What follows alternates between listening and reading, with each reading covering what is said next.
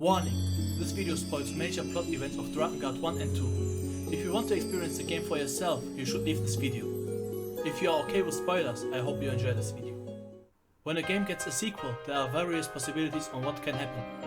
First, the second game improves on the first and it becomes a successful trilogy. Second, the second game absolutely gets rid of everything that made the first one special and is regarded as the black sheep of the series, while the third game saves the series. Third, the game improves on the gameplay but loses the charm that made the first game special.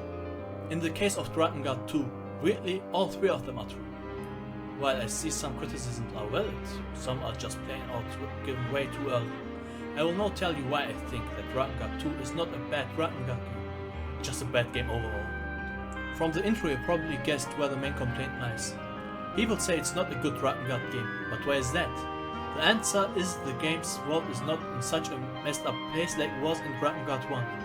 Yeah, that is true, but why would it be in the first place? The reason why the world seems more stable is the entire point from the ending A in Drakengard 1. The Dragon of Kime, whose name got revealed as Angelus, offered herself up to be the new seal after the previous seal, Furiae, got killed and the world got plunged into chaos. Balance is restored, and 18 years later only remnants of the Great War remain. The main character, Noe, does know a bit of the events of the first game, but not everything. All he sees are the former Empire soldiers of Drakengard 1 getting punished even after 18 years after the war has ended, so he thinks they are being mistreated.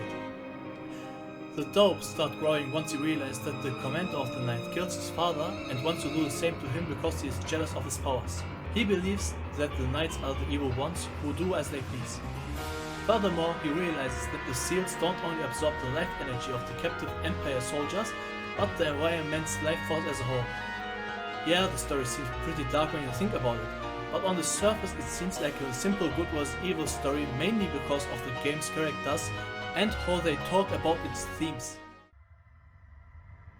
This is sadly a really reoccurring statement from the Drakengard fandom, because after Drakengard 2 there is nothing coming after to continue the story.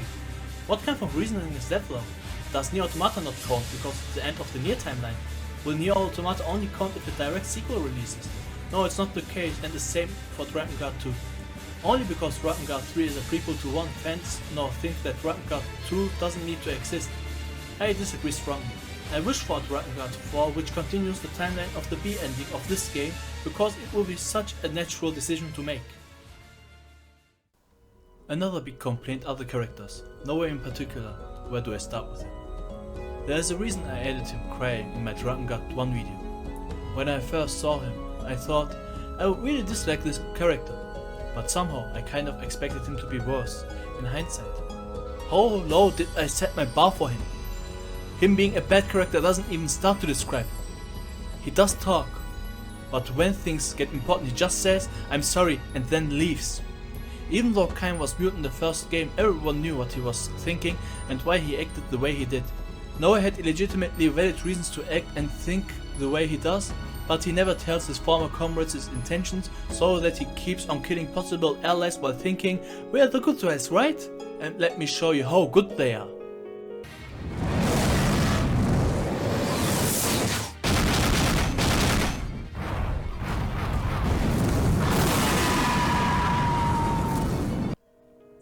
Then there's another character that is your ally at first, called Eris. But because of Noah's stupidity in not telling her anything, she basically turns into an enemy for a long time, basically until the last mission of the game. For that reason her personality degrades to being jealous of the other party member, Mana. Yeah, Mana from the first game returns, this time as a party member who wants to destroy the seal to save the world. Yeah, she wants to do the same thing that destroyed the world 18 years ago, because it just seems that the seals are hurting the world instead of keeping balance. It is alright though, because she was controlled by the Watchers when she was 6 years old and can't remember anything. Also, did I tell you that they are the good guys already? Then we have Ulrich, an alright character that sadly has no real time to shine and spends the majority of it wasting your time. Basically, he has bound himself to a seal and made a pact that cost him the ability to die. So why did we waste so many missions asking around where the seal is located when Ulrich obviously knows the answer? He wasn't even afraid of dying, he even wanted to. But we have Vecna, the dragon. He is the best new character in the game, hands down. He's funny, he's wise, he's the only responsible character in the whole game. But wait, what's this? Am I seeing this right? It's Kaim! Hell yeah! Better than ever! This game is saved! Yeah, you heard it right. Kaim and Angelus come back. There are reason enough to experience this game. Every single scene they are in is a joy, especially the final one. The soundtrack is just fine. Not as batshit insane as the first game, and not as masterfully crafted as the other games that come after it. It doesn't stand out in any way, and I need to agree that even though it is good, that it just doesn't leave an impact like the other games, for better or for worse.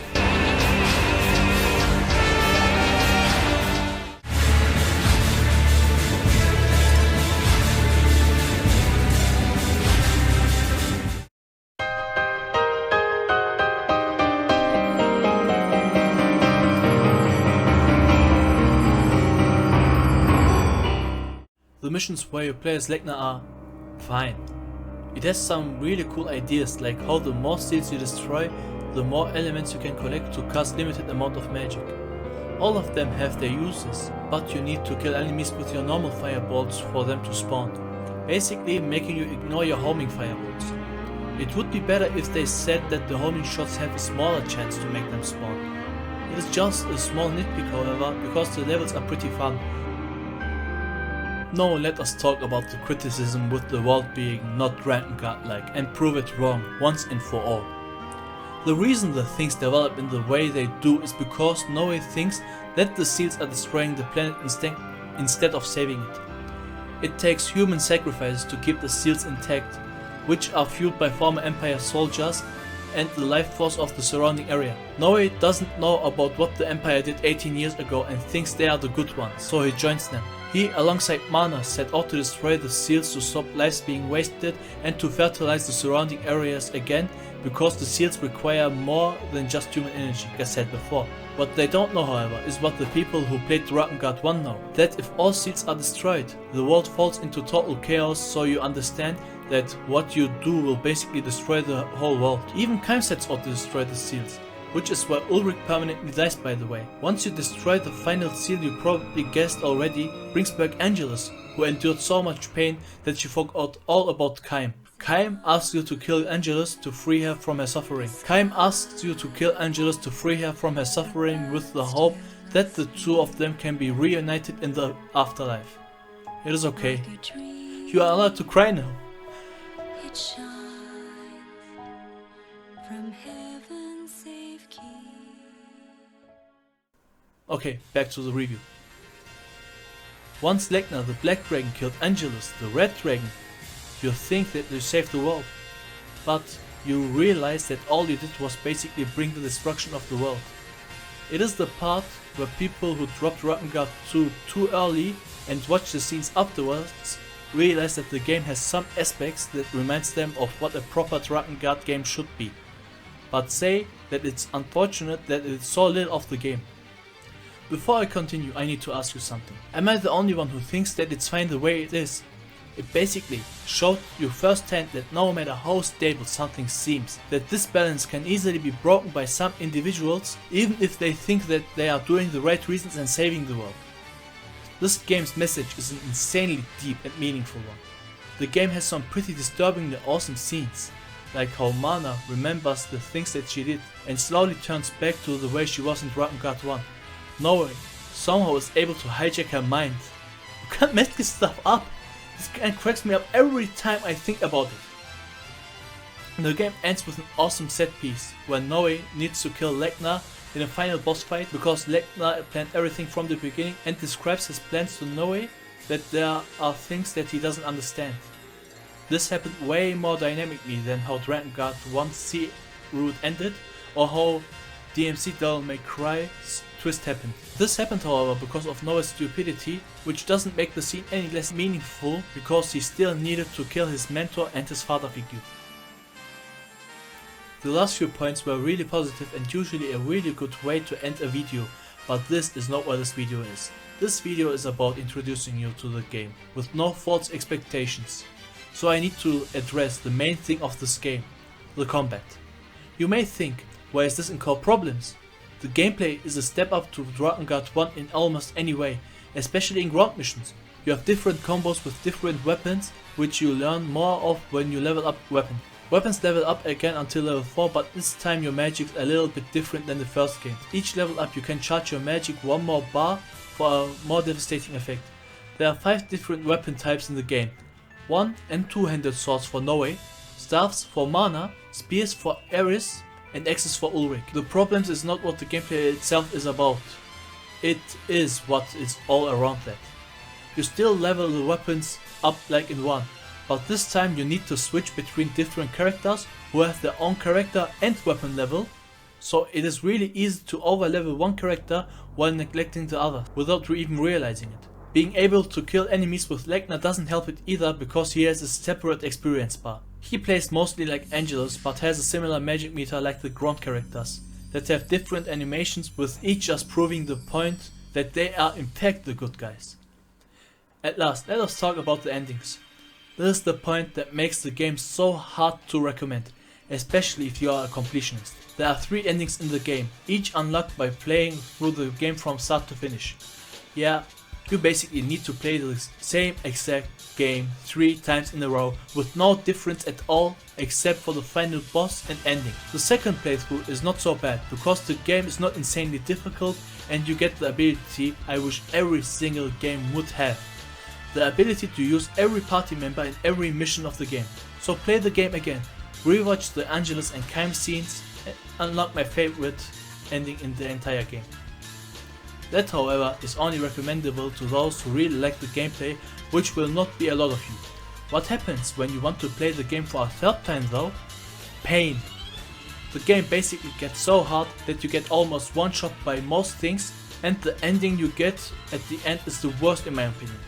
In ending A, Noe kills Legna, who prepared a war with some unknown race, but Noe didn't want to listen. Eris decides to be a seal, while Noe and Mana get together. Ending B starts off when Legna talks about his plan, but this time he tells Noe about Eris' plan to become a new seal. So Noe listens this time. They go on to destroy the bone casket that was a major plot point in Drakengard 1 as well. Before it disappeared, it got a hold of Mana and you are forced to kill her. Eris and Noe decide to take revenge on the fake rulers of the world. The fake rulers being the unknown race Legna described to us earlier. And with an army of dragons they fly off to kill them. Ending C starts off like ending B, where you destroy the bone casket, but somehow Mana deflects the last effort to control her. Then Noe kills Legna like in ending A for some reason, and the whole plot point of having unjust rulers that are unknown to humans is thrown away completely, making us believe that the world is saved. I'm sorry, but this is extremely dumb. How can this game have an amazing, deep, meaningful story until ending B and completely screw up the entirety of Route C? Not only is it unreasonably hard and unfair, but also the ending is so regressive to what was built up before. If you want to play Drakengard 2, play until ending B and forget all about ending C. This was part 2 of the series where I talk about the Drakengard games, so if you want to see more of it, feel free to subscribe. Look out for the next videos, because from here on out the videos will become complete essays, completely breaking down what I feel about the games, and there's a lot to talk about, especially about Drakengard 3, coming up hopefully really soon. Also be sure to follow me on Twitter to get in touch with me and see the progress of the videos. For now, goodbye and have a great day.